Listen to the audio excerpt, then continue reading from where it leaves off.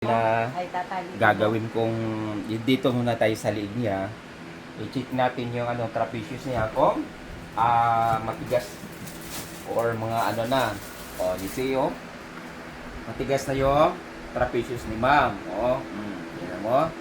So, dito tayo tapos i-adjust natin to yung cervical niya mamaya. So, ang una natin gagawin dito, magmyoskeletal muna tayo. Papalambutin natin to dito muna, saka tayo mag-adjust para safe na safe tayo. Linag ko na.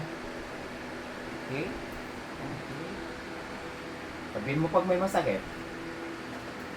Wala naman. Wala naman. Pero yung kagandahan nandyan pa rin. Basta. Ano ba yan? Okay. As na nga to. May masakit.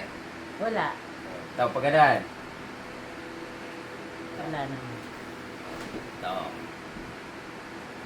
Sakit. Hindi. Wala naman. Okay. Kabila. Naku, hindi pa ako Okay lang yan, ma'am. Kasi nasa bahay lang tayo. Yan.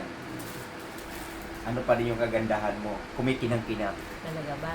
Siyempre. Sige. Dito, masakit ba dito? Hindi. Walang sakit dito. Wala. So ano na magiging complaint mo? Oh, anong gusto natin Alam mo actually, kaya itong ko dito sa tuhod. sa tuhod mo. Oo. Sige. Pero mamaya pa tayo dyan. Oo. Siyempre may at least makita natin parang arthritis to eh. Magapa Sige. din siya. Maga pa rin. Okay, so ayan. Sige, maaari ka ng liga. I-check natin. Alam mo, dati may lumagutok dyan eh. Tapos di ako nakahinga sa sakit. Dito Okay. may lumagutok dito. Kailan lang yan nangyari yan? Pag lagutok? Sabi, mag-iisang taon na. Ay, isang taon na. Okay. Mag-iisang taon na sa April. Sige, Isang taon na baluktot gagawin mo, na baluktot kami. mo, hanggang saan lang. Sige pa. Dati hindi ko na igaganyan yan. Oh, okay na pala tayo. Kasi Hindi. tayo na gano'n na eh. Ha? Hindi, ito pa, medyo...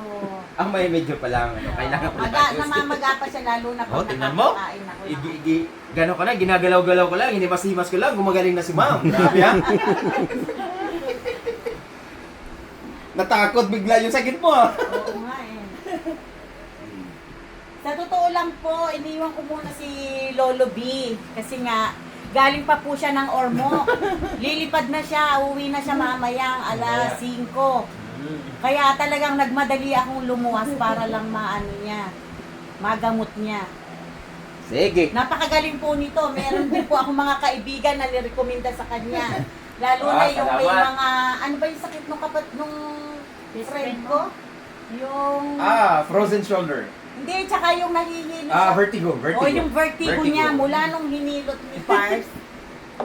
Magaling na. Si Tita Bell down, di ba? Oo, si Lagreta Bell. Kaso nga lang, kausap ko siya kanina, sabi ko hindi na muna pwede. Next month na lang pagbalik niya.